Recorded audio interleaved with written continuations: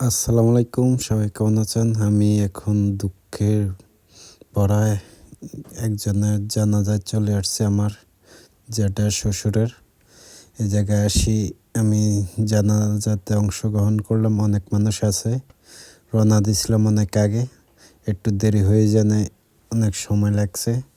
9টা বাজে জানাজা ছিল, আমি 9টা 10-এ হচ্ছি, দেখি যে জানাজা এখনো হয়নি। বিভিন্ন রকমের কথাবার্তা চলতেছে। উনি মূলত কুমিল্লা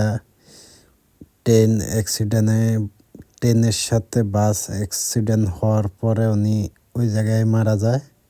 ওনার ছেলেকে বিদেশ দিয়ে আসতে সময় ছেলেকে এয়ারপোর্টে রেখে যখন বাড়িতে আসবে তখনই নোয়াখালীর বাসে করে আসছিল। তারপরে উনি ওই জায়গায় অ্যাক্সিডেন্ট হয়ে জীবনটা হারায়।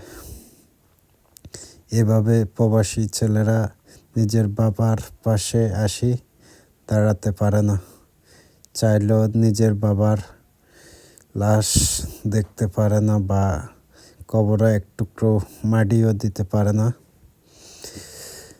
জানাজাটা হয়েছে দুইবার, একবার হয়েছে রহিমানগর কলেজ গেট, আরেকবার হইতেছে ওনাদের বাড়ির মাদ্রাসা চাপাতলি।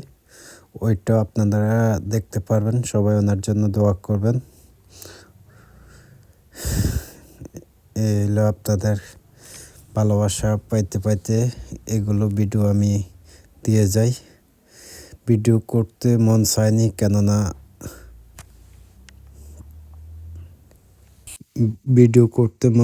দুঃখ ভরা মনে ভিডিও করলাম। নিজের তাই অনেক খারাপ লাগতেছে। একটা মানুষ যখন চলে যায় আমারও ভিডিও করতে অনেক অসুবিধা হয়, তারপরেও করলাম। অনেক মানুষ আসছে, ওনার জীবন কি বলবো, অনেক কষ্ট পায়ে মরছে, যা বলার বাইরে। বুঝেন তো, ট্রেন অ্যাক্সিডেন্ট হলে কি অবস্থা হয় একটা মানুষের।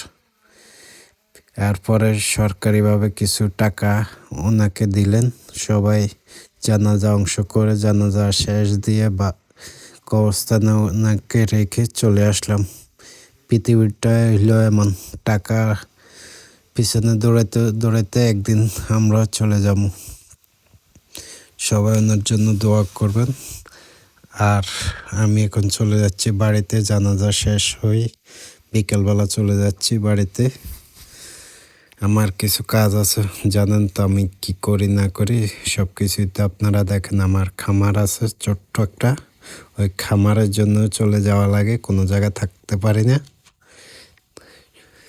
আল্লাহ হাফেজ, সবাই ভালো থাকবেন।